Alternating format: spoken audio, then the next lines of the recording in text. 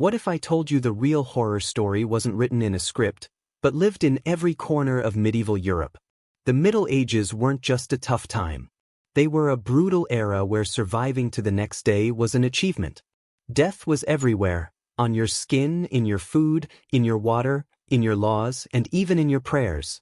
Forget everything you've seen in movies about chivalry, honor, and noble quests. Reality back then? Much darker. Much deadlier. The average person didn't dream of becoming a hero. They dreamed of not dying from a cough, a cut, or dinner, because any of those things could, and often did, kill them. You were born into risk, lived in filth, and often died in ways that modern people can't even imagine. Disease wasn't rare, it was constant. Starvation wasn't a fear, it was a cycle. Violence wasn't somewhere far away, it was your neighbor, your lord, or your own family. But why was the Middle Ages so uniquely cruel? What made it an age where people feared the wind, distrusted water, and watched their families vanish before their eyes? We're not talking about one disaster.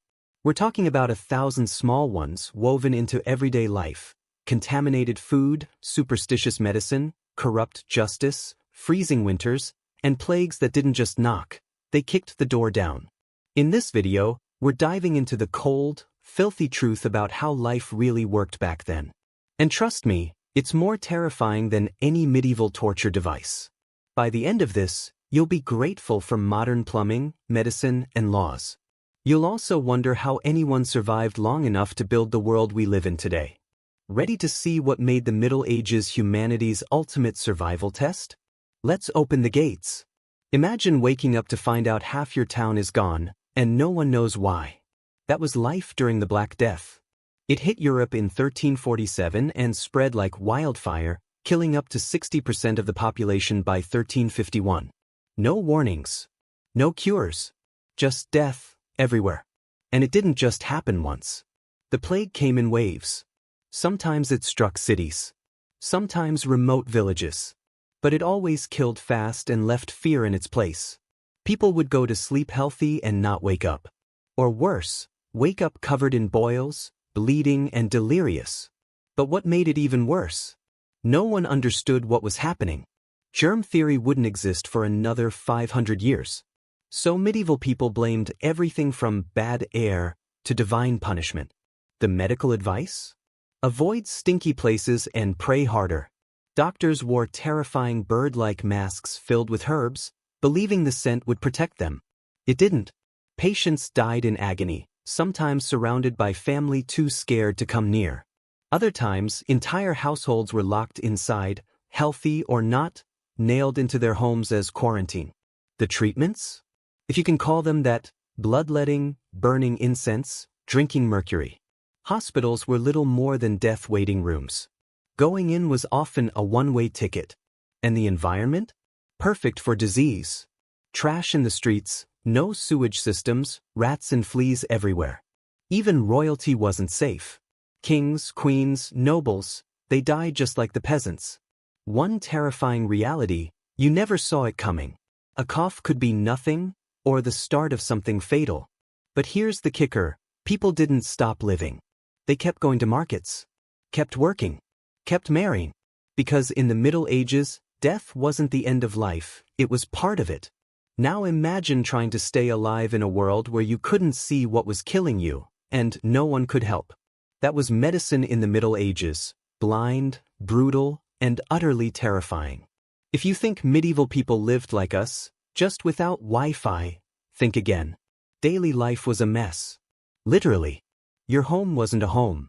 It was a one-room shack built from sticks, mud, and manure. The floor? Dirt.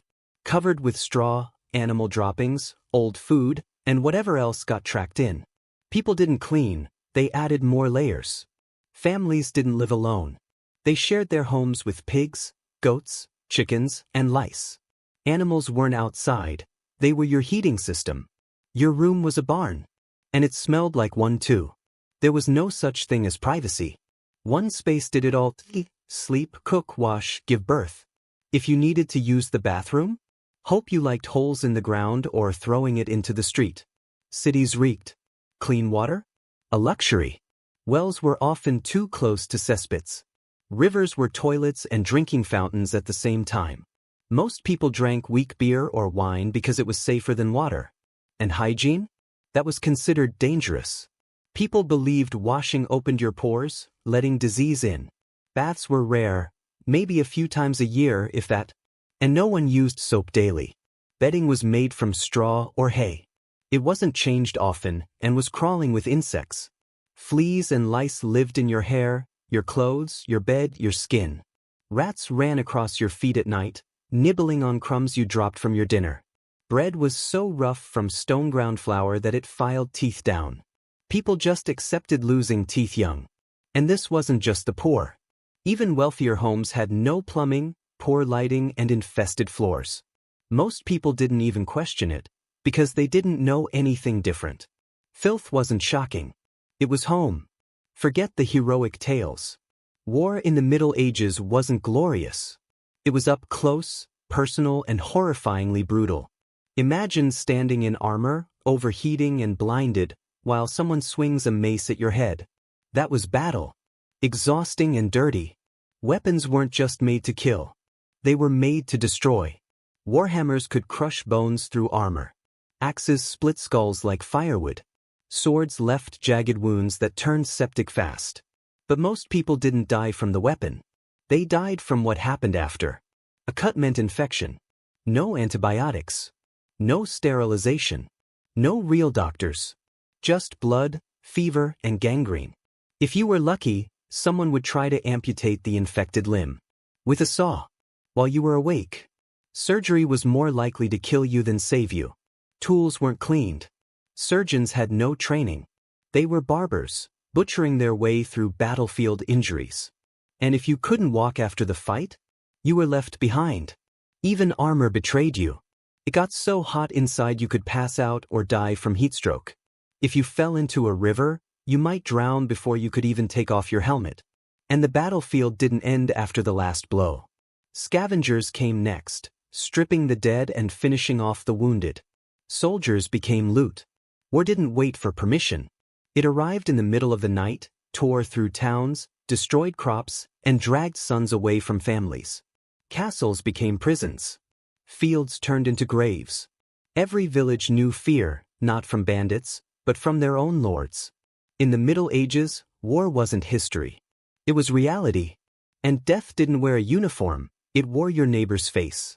Raids, burned villages, stolen food. Violence didn't stay on the battlefield. And still, people called it duty.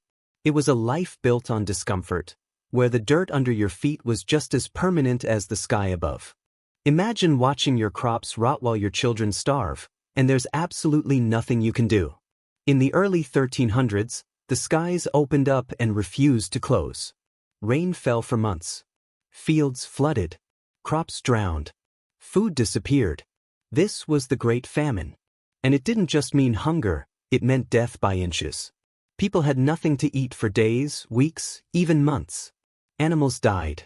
Seed grain meant for planting was eaten out of desperation, ensuring the next harvest would fail too. A loaf of bread could cost a week's wages.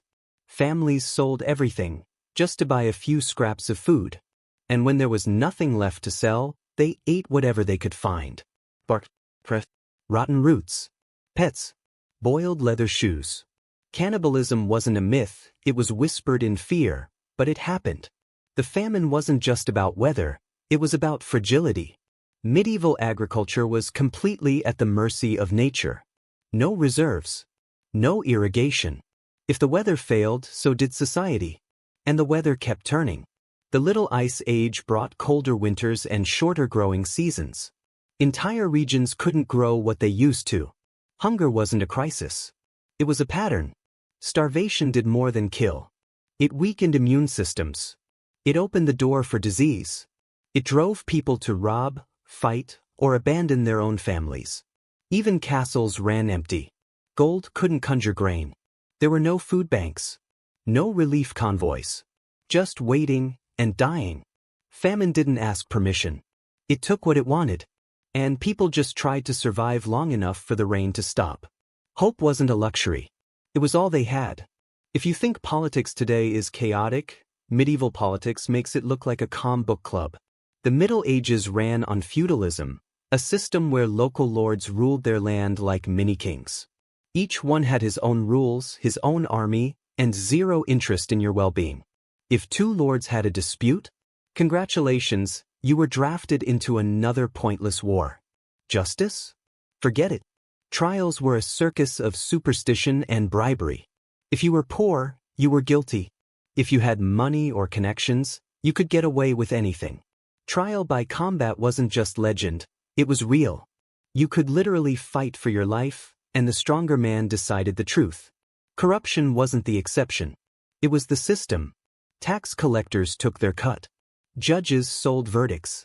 Law enforcement was whoever had the most muscle that day. And if you dared to travel outside your village, you were on your own. Roads were barely passable, mud in the wet season, dust in the dry. Bandits roamed freely. Bridges collapsed regularly. Getting from one town to another was a gamble with your life. Worse, travel wasn't just dangerous, it was infectious. Merchants unknowingly carried disease in their cargo. Rats hid in food barrels. Pilgrims spread illness across borders. One ship could sink an entire coastal city in sickness. There were no maps, no signs, no warnings. Just the hope that where you were going wasn't worse than where you left. And yet people still moved. Traders risked everything. Armies marched. Pilgrims wandered. Disease followed them all. News traveled slower than illness. By the time a village heard about an outbreak, it was already inside their walls. Medieval politics didn't just fail people, it destroyed them. It sent them to war, stole their food, ignored their pain, and left them to rot on roads no one would repair. And through it all, people still tried to live. Tried to find peace. Tried to survive in a world that never stopped trying to kill them. That was the Middle Ages, not a time of kings and castles, but of chaos and constant risk.